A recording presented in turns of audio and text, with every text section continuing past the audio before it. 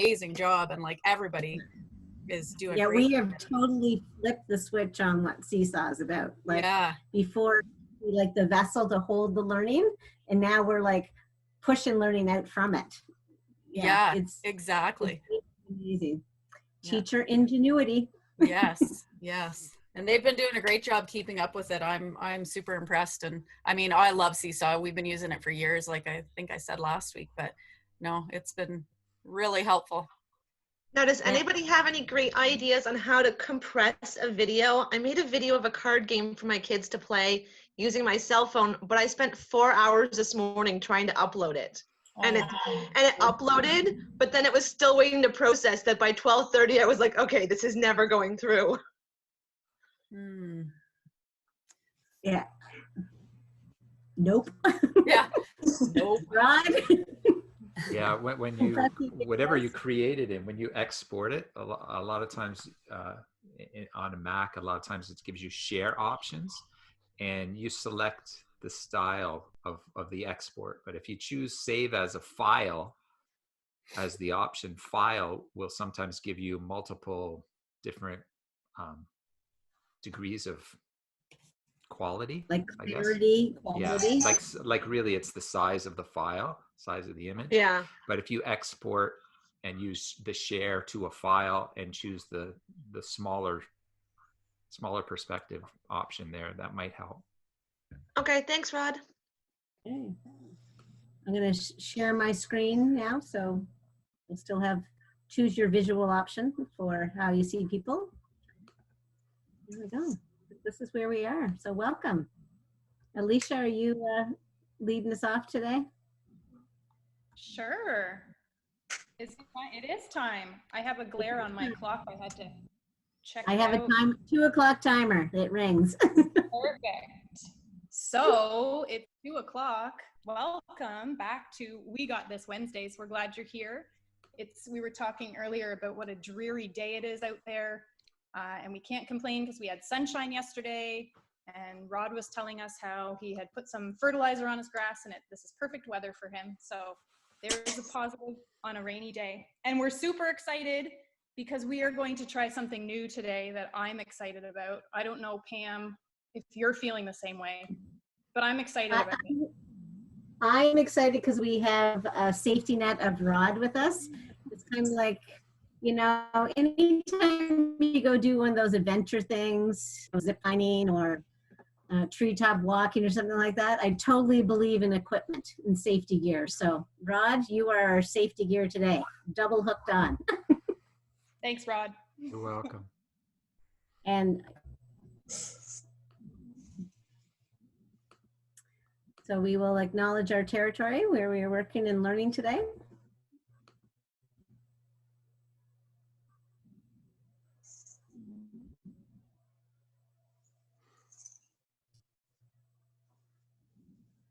Oh, my internet connection is unstable. Oh, here we go.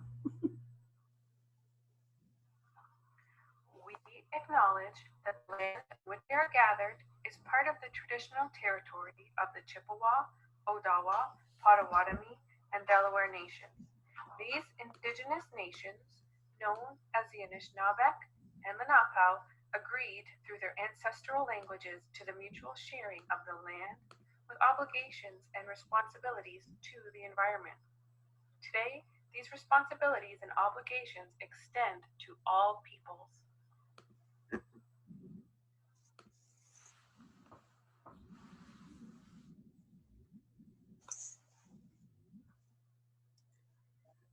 So we got a big gang here today. I'm Pam, and just part of the elementary program team, and thank you for inviting me to the kindergarten conversation. And I'm Alicia. I am also one of the instructional coaches for our board, and again, glad to be here hosting alongside these lovely ladies. And I'm Jen Gardner. I'm an REC at A. Wright Public School, and I have my partner Heather with me. Hello. Hi, Heather. That's good. And we are not the only voices that we will hear today. I hope we have the opportunity to hear from many of you. But just so you know, we have the chat on the side, and I think Alicia, you're going to be managing the chat. today for us? Yeah, and I'll do my best to keep up with it. If there's something that maybe I miss and you would like us to chit chat about it a little bit, just copy it, paste it back down further down the thread, and then hopefully I will be able to get to it then. So our plan kind of today, we are going to do a little check-in, and we are going to try a new Zoom experience, and we can hardly wait. We'll give you a little bit more information in just a minute about that. We are also going to talk about any questions anyone has. Please feel free to fire those questions out there. That is what we are hoping from all of this, is kind of to share our ideas and troubleshoot alongside you. We are also then going to talk about maintaining FDK program and how we keep that amazing framework during this remote learning time. And then at the end, we'll just give a quick little refresher about feedback for upcoming office hours. And even though it's the last thing, the feedback for upcoming office hours, it really is the most important, because we want to be responsive to the educators out there. We feel a little disconnected physically at times, so please use all those electronic means to touch base with us. It's nice to get little Facebook nudges and emails coming through, or even a phone call to find out what you're interested in learning about. Absolutely. So last week, when we were reflecting on the session, this was kind of the message that kind of resonated afterwards, is that the community of FDK teachers, the teachers and ECEs working together, and EAs, that sharing really is a way of showing that we care about our students and care for each other, and how we are helping students learn. I think during this time, we all know that it's a lot on everyone, and by us kind of sharing, bouncing ideas off of one another might give someone, a little bit of a stress reliever if they're trying to find something to give to their students. So just being there to support one another. And I just found like the sharing was a spark too. Like you might have been stuck in a little bit of a rut, and then you hear someone else's shared idea and you're like, oh, I know what to do now. It kind of breaks free from that. So to honor that conversation, we wanted to make sure that you know about the ways that we are connected and can have platforms for sharing. So you can follow the elementary program team on Facebook, and you'll see video clips that we post and share celebrating great ideas. And the blog is there. And Instagram is also another way that we can get shared out. So choose your platform kind of thing.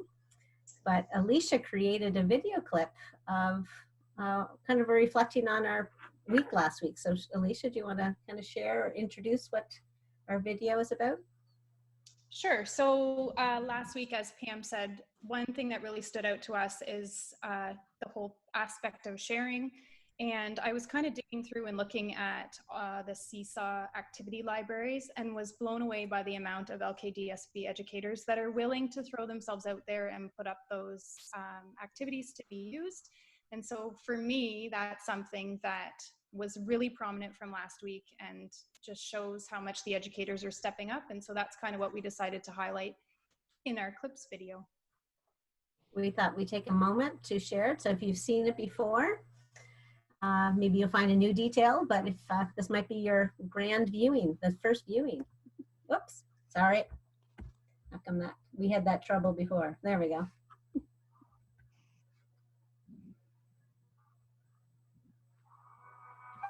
In LKD, sharing is caring. In the Seesaw Activity Library, there are lots of pre-made activities to assign to your class. And the educators of LKDSB have been creating their own activities to share with one another. Like this great number line or alphabet hunt, and this math activity about capacity. There are even activities that check in on social emotional learning. Join us for our office hours every Wednesday at 2 o'clock. Whether you participate in the conversation or just sit back and listen to the sharing of ideas, remember, you are not in this alone.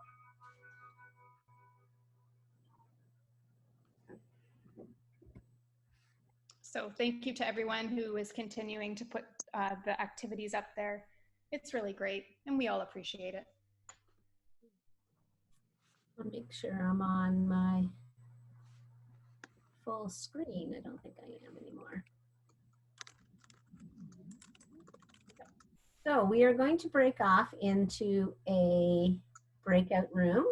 So Rod's going to help us with that, but we'll visit this page a couple of times here. So when we do break off into a smaller breakout room, we're going to have a conversation, and around 1, 2, or 3 of these points.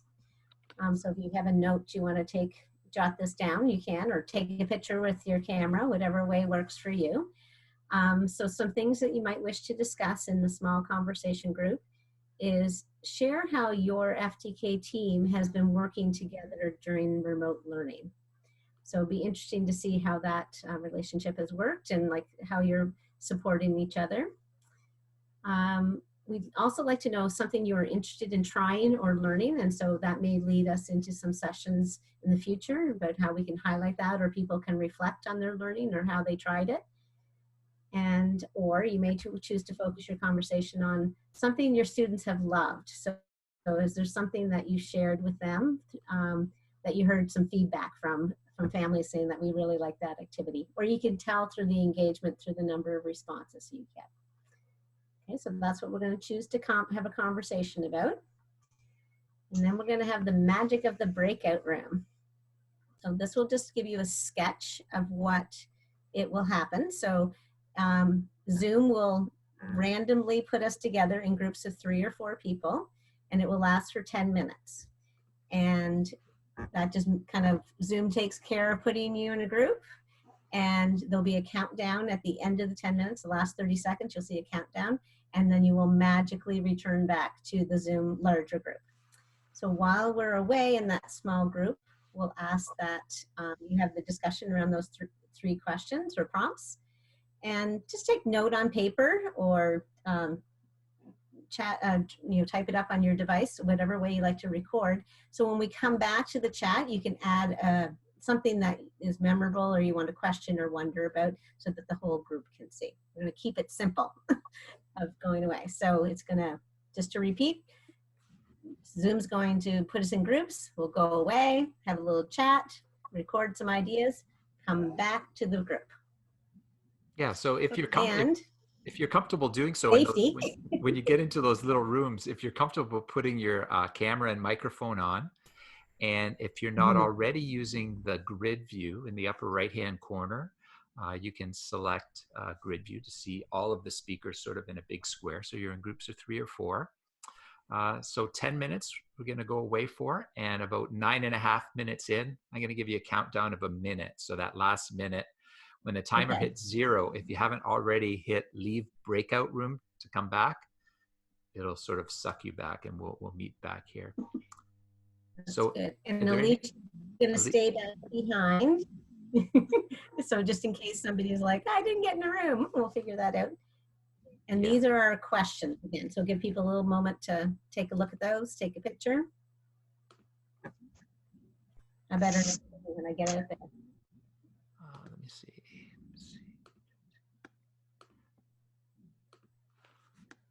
So all groups of 3 or 4. Is everybody ready? Are we ready to go? What's the, we're good? Okay. Just make sure there's a couple people went out and came back in. Just make sure they're assigned. Okay, we'll send you on your way. If you have any questions, there's an ask for help button. You can call us, and we'll sort of come and support you, but see what you can do. See you in a little bit.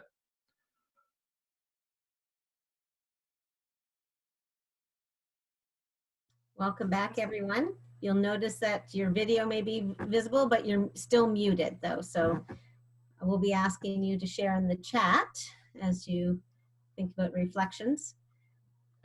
So Alicia, what do we want to have them engage in the chat? So maybe if you just had an idea that anyone wants to share with either of the prompts or any 3 out of the 3 prompts. So maybe it's how you and your FDK partner are making things work. Maybe it's an activity that the students were really engaged in. So just anything, if you have a chance to kind of throw something quickly in the chat there, or if anyone wants to hop on mic and share an idea, that would also be great.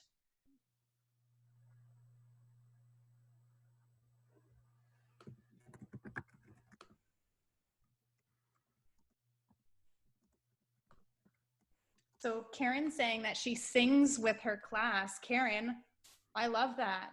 I want to hear more. Like live singing, or is it video singing? I tend to create videos.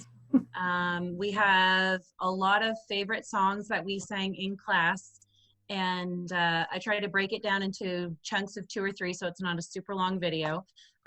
Today I stood on my back porch with an umbrella in the rain and sang Oh Mr. Sun, and all the raindrops were lemon drops and gumdrops. And we had a favorite that I got a request from one of the kids was the swimming song from, it's like an old song, swimming, swimming in our swimming pool. So I kind of related it all into the water of the rainy day that we're experiencing here today. For sure, and what a great way to add a little positive twist on a dreary day. Mm-hmm. And I think Erica was also saying we sing a song that we learned prior to the pandemic, and doing it a lot and doing it live, I think that's really great. See, someone else mentioned they use Google Docs to plan together. Someone in our group shared that idea that Google Doc is that collaborative space for the educators. I don't have a teaching partner, like I don't have an ECE, but I'm in Dresden. And what we do there is there's 3 classrooms, and then the other 2 classrooms have ECEs. We talk every morning and plan together and work and do the activities and decide which direction to go. I find it works really well for me and us anyways. Must be nice that you are always getting fed ideas and you know exploring new ideas off of each other too. That collaboration piece is great. Well, we're all at different parts. Like our one has been like a kindergarten teacher for a long time. I'm new from grade 1, and so it's really nice. We all bring something different to the plate, and yeah, the kids seem to enjoy it anyways, and the parents are happy. So. Someone also was saying in the chat that they're finding any chance for students to get to see or hear the educators is met with great response. And, you know, we've talked about this over and over. The kids miss us just as much as we miss them. And I think that seeing friendly faces and hearing familiar voices is probably so warming. And I also love that you said that some students were reluctant to be on camera, and they're slowly coming around. And I'm going to be honest, I feel like you guys as educators are slowly coming around to putting yourself out there and unmuting and putting your video on too. So we love to see your faces too.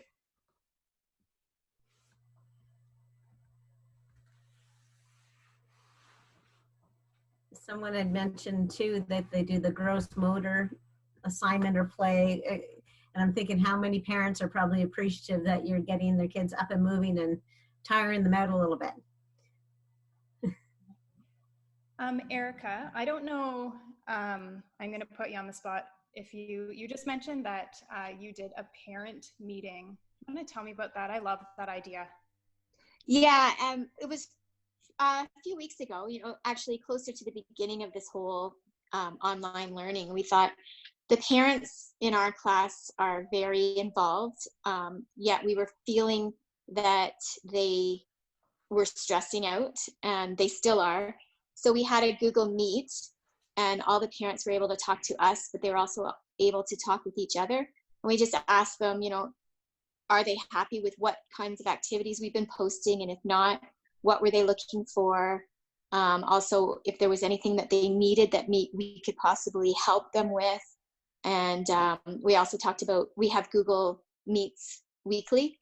So we talked about when the best time is for them for that as well. Mm. That's great. And I think that you know, reaching out to parents to get some feedback and really just checking in with them, because I know, speaking from my own perspective, homeschooling my own kids is not the easiest feat. And some days are better than others. And I think, you know, our mental well-being as parents are just as important as the kids so that we can keep things positive. So I love that. That's a great idea. Thanks for sharing. And I think, Thanks. yeah, thank you for sharing too, because it goes back to that, our 6 principles of, you know, remote learning. One of them was like familiar. And it's familiar for your parents and you to have conversations about their children's learning. So they're probably really missing that, like face-to-face conversation, dialogue, I just need to be heard moment. So it's amazing that you found a way to have that happen. So Alicia, I've been looking at the chat line and there's some questions about recording button and comment sections. So I wonder if we could, someone said that's really helping out kids because they don't have to type it. I'm not sure I know what that means. Do you? Yeah, so I don't know, Rosa, if you wanted to unmute or if you wanted me to try to fumble through that for you. So I have, so on the comment section on any, in the journal entries or the activity section, on the comment section, there's a little mic beside to the right of the comment box. And if you just click on that, then you can record whatever comments you want to say to your student. And then I've been finding I'm getting a lot more dialogue opening up with them. So if I have a suggestion, then they'll answer back and give me the answer to whatever question I have. And this prevent, like that way you're skipping having the parents having to type it out or waiting for the parents to comment or whatever. So I've been finding that really helpful. Great. And was that in the activity? Because I might be able to have a screen share. It's either in the journals or the activities. Either one will work. Okay, I'm going to flip over to my Seesaw, so maybe you can talk me through it. Would you mind doing that? Oh, my cat loves it when I talk on. So she's always in my, so she might show her little face here. We would love that. Okay, so I'm going to go back to, this is my made up class here. So I'll go back. So if I started an activity. So even if you just go to that journal entry there. Yeah. Oh, the one that's already there? Yeah. Okay. And then scroll down until you see the comment part box. Okay, so down here, comment. Okay. Oh, that little thing. Yeah, it's amazing. It works really, really well. Today I went outside and played in the puddles. I love splashing in the puddles.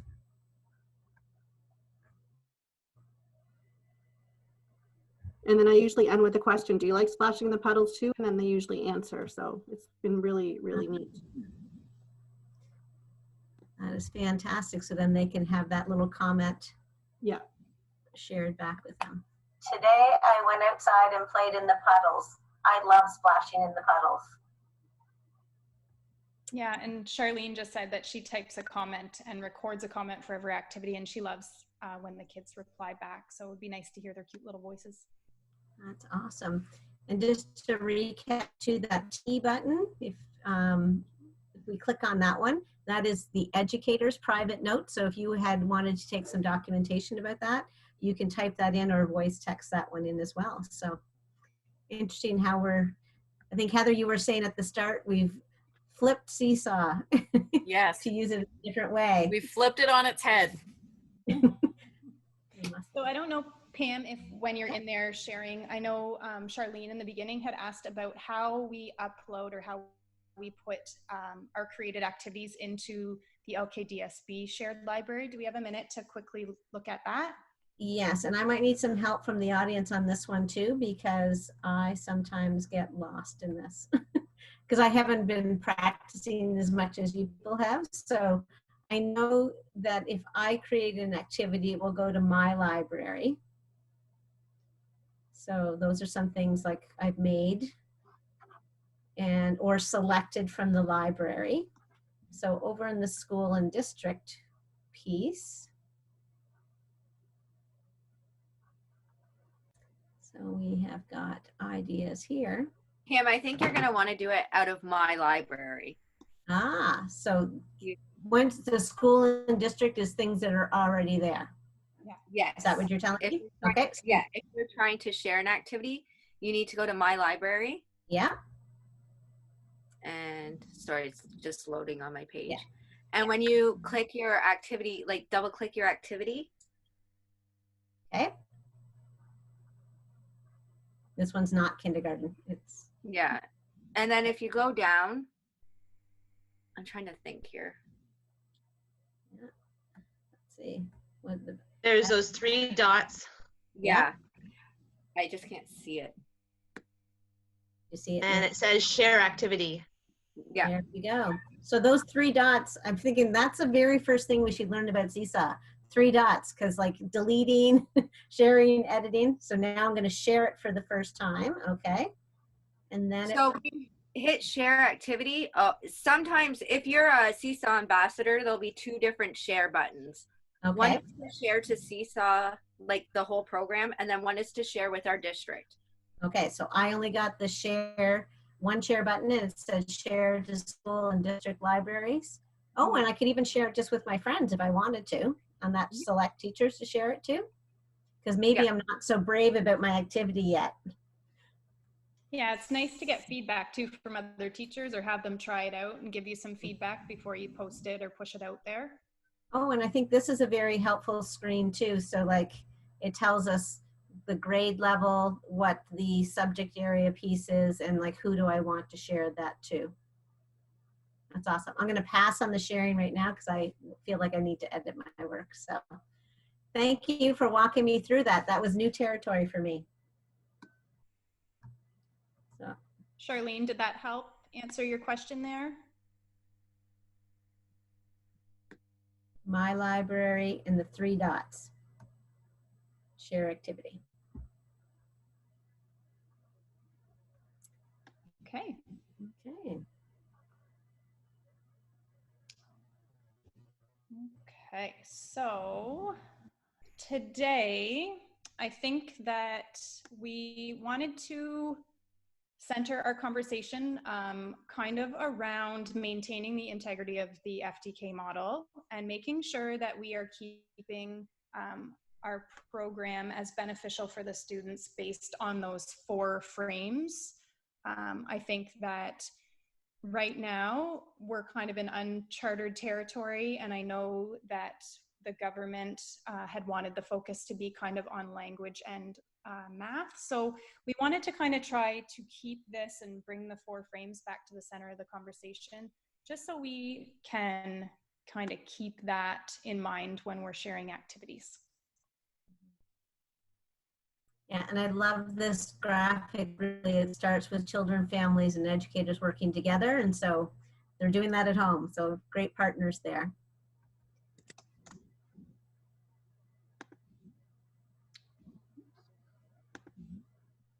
Okay, so this is one activity that I had found that was put up by a teacher in our board, and I don't know, Carissa, if you are out there, but I had offered for her to speak to this. I'm not sure how she's feeling today. Carissa, you can give me like a no thanks in the chat, or I can be brave. Hi, yay, we're so excited. So tell us just a little bit about this activity, and this is a perfect example of you know, that integration of exploration and all of those great things that our kindergarten programs have.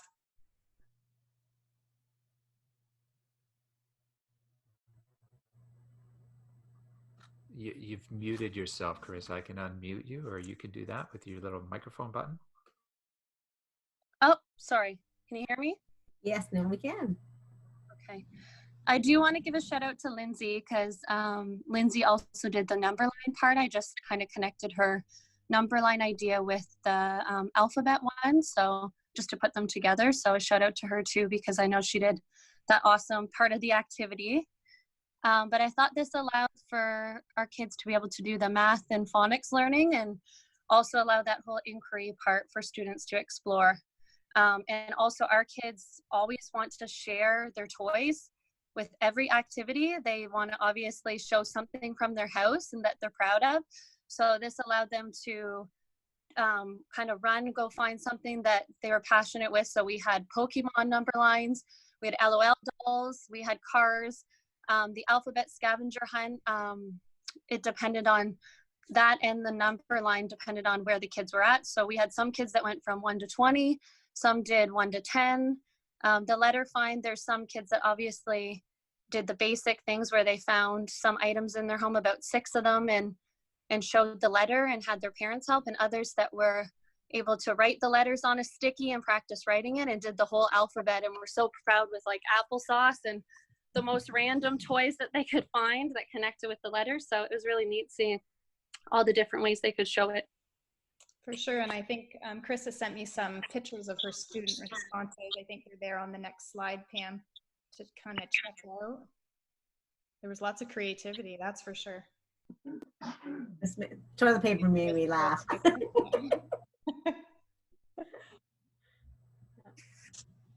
One thing I noticed about this too is in the bottom picture on the left hand, those to me just look like Cheerios, and it's a perfect example of using what's available in the house and that whole accessibility piece. We want to make sure that we're not overwhelming the families and making them feel like they don't have things to complete these activities. So that's where that whole loose parts conversation comes in. Basic food items, pieces of macaroni, or anything that's kind of available there. Yeah, we had one family that did it outside too. So they had like leaves and rocks and stuff, which was really neat as well. And someone in the chat was saying that they did an alphabet scavenger like this, and their favorite answer for W, and that was a wine bottle. Which is amazing. It is the environment. Awesome. Carissa, thank you so much for sharing that. I really appreciate it. And I love when we get to kind of share student responses that are coming from you guys who, are in the trenches with the kiddos. So I really, really appreciate this. And if anyone ever wants to share an idea, an activity, responses, please feel free to email us those, and we'd love to include them and hear your voice.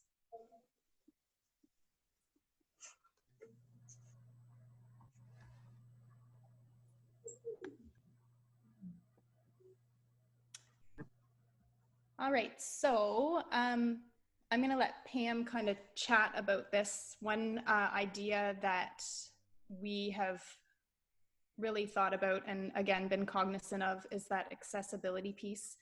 And again, as I mentioned, loose parts are a great way. So go ahead, Pam. Yeah, so we were just, again, I'm not a kindergarten teacher, but I love listening and learning along with you. And I too was wondering about like that, the focus on the literacy and numeracy. And from what I'm hearing from all of you, you like the play and the social interaction with your brothers and sisters and family members is really how literacy and numeracy is developed, but sometimes it needs a little nudge. And so loose parts seems to be the thing that, it may start off being that counting activity of looking at buttons, but really the storytelling and the connections that families are having over the creation of things, or going outside and gathering items like Carissa was saying about going outside and gathering.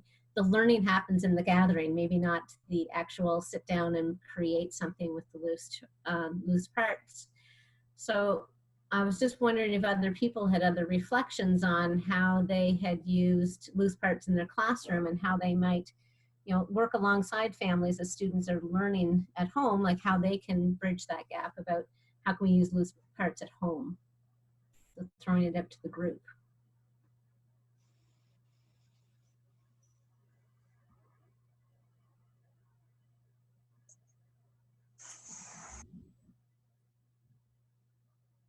So one of my early activities was I had my students do like an alphabet letter using anything they could find in the house. So I think the day we were doing the letter P, so I was like, how many different things can you find in the house that you could use to make the letter P? Mm-hmm. Focus on that. And what kind of things did they come up with there? I had some string. I had 1 minute of Tootsie Roll Pops. What were some other ones? I think there was some Lego. Great. So another teacher in the chat there was sharing that a teacher in their school had his students create pebble art and then create a story to go along with their picture. And same thing, thinking about those frames, that's a problem solving when they're collecting those pieces. They're also demonstrating their literacy and their mathematical skills whether they're writing the story or whether they're you know, adding words to it, or whether it's just an oral communication piece as well. So it fits again into those frames really well. Encouraging the use of recyclables as well. And like figuring out how like an object can serve another purpose is that problem solving innovation piece. So how do we take, you know, pieces of cardboard to make a vehicle, or how are we taking, you know, scraps of wood from you know, the last year's deck to create homes, like how that innovation happens, and that just getting students to talk and share about that. So that imaginative play, that constructive play is really part of getting them to start looking at those literacy and numeracy behaviors. And Pam, Heather and I actually really delved into loose parts the last couple of years, and we noticed a decrease in behaviors. They're no longer fighting over a certain toy because they're responsible for making a toy. If they want a car, they need to make a car. If they need the people, they make people out of our wood blocks. So that's something that we noticed was a decrease in behaviors and an increase in creativity. Yeah, so that learning to self-regulate yourself, which is such a vital part of the kindergarten program, right? And I don't know about you guys, I need help with self-regulation in this time too, right? Like what calms me down so I can be a learner, and what excites me to be a learner. So yeah, I think maybe that's where we're all making bread. I was thinking about this picture in the middle here of this decorated tree, and I thought this might be kind of a nice idea for an ongoing, if kids go out and, you know, collect some sticks and make their little tree, and maybe every once in a while, you know, you ask them to decorate it depending on how they're feeling, or, you know, based on a color of how they're feeling, just kind of another creative way for them to express themselves, and again, focusing on that self-regulation and their own well-being, and how we all kind of feel different during this time. One of the activities that we've been trying is to do like a read aloud and then attaching it to like a STEM activity. So like, for instance, the other day I did read The Best Nest, and then asked the students to go around either their homes or their yards to create nests. And so they did that. They seemed to really enjoy that. And like, then you can extend on it and like how, you know, count the items you used, and then label or write about your picture, and trying to encompass like these activities all into one broad. So you're including a little bit of everything. Mm. So through the problem solving, the literacy and the numeracy developed. Yeah, great pathway.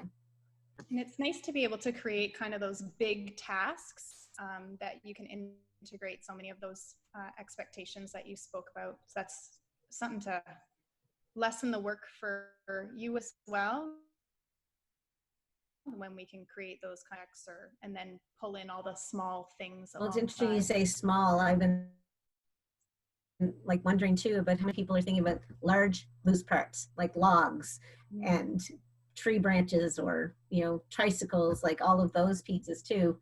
I often think loose parts are tiny choking hazards. I'm always worried about that.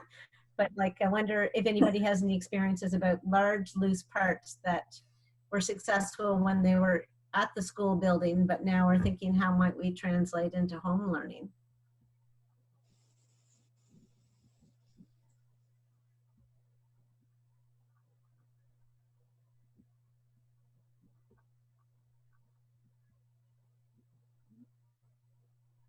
Well, I could extend on that activity I just talked to you about.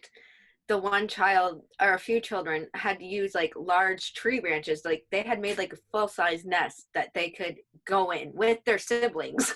So they had those loose parts that we would normally find at school, I guess. And same with inside the house. Like, you know, some of them made quite large nests that they got into with their siblings, with sheets or, you know, things around the house.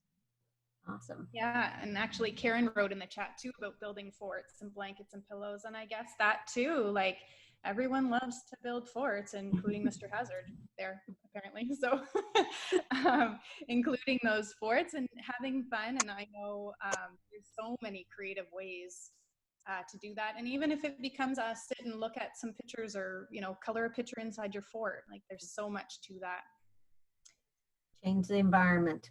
Yeah, and Danielle actually wrote that she has an upcoming rainbow activity on how to make a rainbow at home. And then as a follow-up, she's going to ask them to create a rainbow using anything there. And Danielle, when that comes out and when the students respond, I would love if you would share some of those with us. That would be great. Sure, not a problem. I'm hoping that someone will actually participate and we'll see some really cool stuff. Love it. I think we're about 10 minutes away from the top of the hour, so we should talk about rainy day activities. Seems like a perfect time, Pam. So we were saying, you know, sometimes we have all these great activities like get outside and collect this and you know, go on a scavenger hunt. And then we wake up and we look out the window and we see that it is going to rain all day. So we thought that we would maybe have a short little, you know, chit chat about what kind of activities that we can send out to our parents and our students that are just as valuable and are really easy for inside. So one thing for me is board games. I think board games, there's so much benefit to playing board games with little ones. I don't know if Heather or Jen or Karen, if you guys wanted to jump in on the board game conversation. Well, it was funny because you had asked which frames and if it went with self-regulation, belonging, and contributing. And just opening the document, how many did I come up with? 6, and I don't even think I went through all of the sections. And it just speaks to how important playing board games are. Yeah. And to me, I mean, even as soon as I see that dice in my math mind goes to the idea of counting and subitizing and learning how kids are figuring those things out. So that is another benefit to those board games. Just another suggestion that kids, I assume most kids have board games, but if they don't, you could even suggest making up your own board game. Yeah, great idea. Game for the family. Absolutely. And again, now it's a rainy day, but tomorrow might be sunny. So we've had some people have explored with chutes and ladders outside on driveways. So encourage families to draw them on the driveway. A couple of days of play, good family connection. You know, age doesn't really matter. Everybody playing. Yeah. And even games like I Spy with My Little Eye and Simon Says, those activities all encourage those literacy behaviors and being able to communicate and describing, and again, that taking turns and answering questions. So those kind of games are all fun too. Danielle and Karen had mentioned about card games, Go Fish, and Danielle had mentioned that there's a great Making 10 Go Fish activity that was posted in Seesaw. And this is a perfect time to try to build some of those foundational skills for that's going to be continuing to develop. And the blog is actually a great resource for little video clips on those card and dice and simple games that students can play in the kindergarten as they're developing those numeracy skills. So check out the blog and you might be sparked another idea of how to engage students in the learning.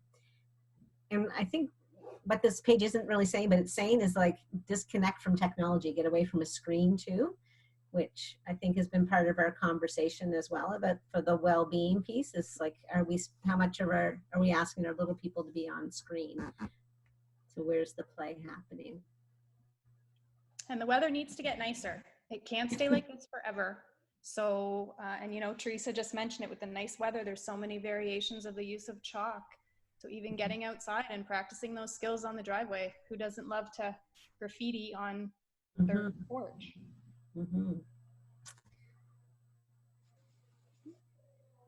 This is Heather and Jen's. Just some thinking that you had? Yeah, this was a joint collaboration. I had, it was the first really nice day, and my husband's like, there's a duck out there in our tiny backyard. So I took a picture of it, and then I'm like, why don't I just keep going? So I found all different things that were the first signs of spring, and I had turned it into an activity for the children to go and find signs of spring. And then Heather, go ahead. Are you still there? I'm still, yeah, I'm here. Yeah, so Jen posted that awesome activity, and then I had been thinking about this outdoor art activity to kind of bring some of that art piece back in. And so I went out to my yard and collected some sticks and rocks and flowers and all kinds of little things, and I created this artwork and posted it as sort of an idea for the kids to do. And then I also did, threw in a little math bonus. Can you see the pattern that I made or patterns that I've made? So yeah, just a little activity for the kids to get out there. And then I talked about how I didn't glue it down, so you could keep making different pieces of art with that. They could write about it, like all kinds of things. And it's sort of, as Alicia and Pam and Jen and Karen and I were talking about, the ministry talking about math and literacy being the focus, but we know in kindergarten that there's so much more than that, and all those 4 frames, trying to tie those together. I just kind of went through and I did that little chart for myself more than anything, because it got me thinking about that and how the activities that we post, Jen and I always try, well, in our classroom, Jen and I always try to get the biggest bang for our buck when we do an activity, to try to get all 4 of those frames covered, or, as much as we can. And then I went back through the document, and I just quickly cut and paste all of the expectations that I found that I thought sort of went with this activity. So they're highlighted. I highlighted the what frame it came from there at the end.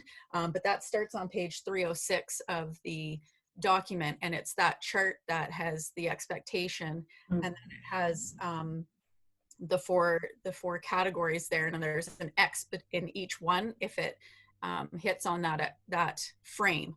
So when I'm looking at activities, or we're doing an activity in the class or online learning, it's so much easier if an activity kind of covers all 4 of those frames, or covers at least a few of them, because then we have more to go on, I guess, when we're writing report cards or communication of learning. When I'm writing those, I can kind of fit those in wherever I need to. So, and then that way, yeah, we're covering every base with an activity.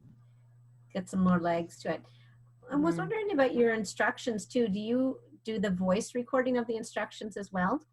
Yeah, on some I have done that, and I'm gonna start doing the idea there with the microphone. I just kind of started doing it. So as this has been happening, I've been learning more, and Jen and I have been learning more about it. And I love that voice record feature. So I've done a few now where I've in the caption area. So when I build an activity on our journal, in the caption section, I can add in my voice.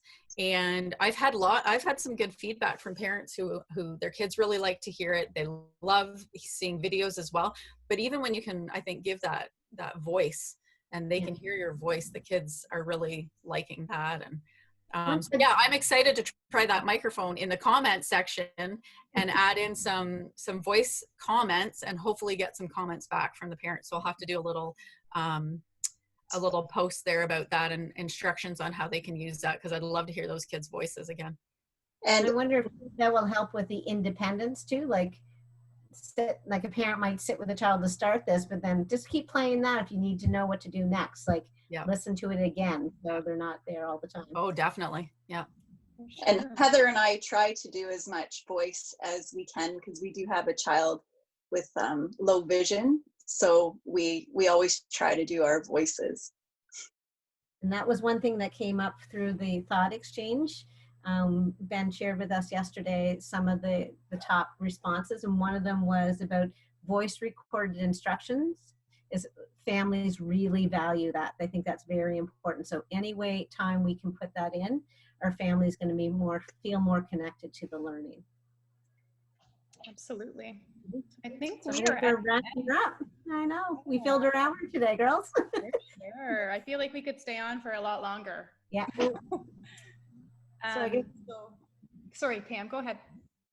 We were just like saying, we started this weeks ago with our 6 remote learning guidelines, and we were thinking like it's good for us to go back and make sure we're touching on those, like especially when we're feeling a little overwhelmed, and like maybe I'm feeling overwhelmed because I've taken step too far away from the familiar. So loose parts might be a familiar thing. You can go to that tried and true learning, and it might help everybody. And I would love if you guys maybe this week or early into next week, if you had a chance to try out a loose parts activity, maybe we can start our session next week with sharing some ideas and how those went.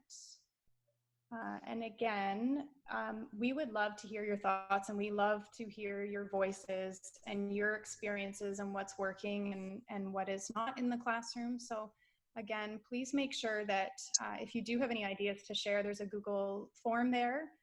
It's a couple really quick questions that we will get the responses. Thank you to those people who filled it out last week. That's kind of how we guided our day. And so do not hesitate to email us. I've had lots of teachers who have reached out and have been sharing some student responses and some activities, and I love to see that. And we would love to include all of the great work in our slide presentation. So thank you for that. And we hopefully our breakout groups had a chance for people to find their own voice and have some conversation. So thank you very much for taking the risk with us on that path today. And we'll be here next week. Absolutely. There we go. So I think that's it, folks. Yeah, have a great We'll rest stick of your around week. in the chat for a little longer if anybody needs to add anything in there.